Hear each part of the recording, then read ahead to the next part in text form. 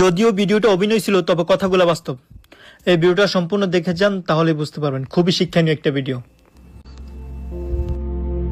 কই গেছিলা তুমি? গেছিলাম হুজুরের কাছে তাবিজ আনতে। তাবিজ? তাবিজ কিসের জন্য? তাবিজ কিসের জন্য বুঝো না? বাসায় তো পেরেশানি দূরই হইতেছে না, একটার পর একটা লেগেই আছে।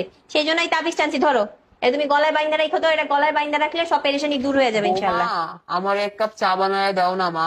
আপনি তো সারাদিন কিছু করেন না, আপনি তো নিজে একটু বানায় নিতে পারেন না? তা না বাদ দিয়ে সারাদিন একটার পর একটা একটার পর একটা এটা দাও এটা দাও এটা দাও এটা দাও চাইতেই আরে! থাকেন। এই তুমি চুপ করো, আরে করো না তো। এই, আমি না আমার স্বর্ণের আংটিটা ড্রেসিং টেবিলের উপর খুলে রাখছিলাম, এখন না খুঁজে পাইতেছি না। তুমি কি দেখছো? না তো, আমি তো দেখি নাই। তুমি হারাই ফেলছো? হারাইবো আবার কেমনে, বুঝলাম না তো। তুমি কি দেখছো?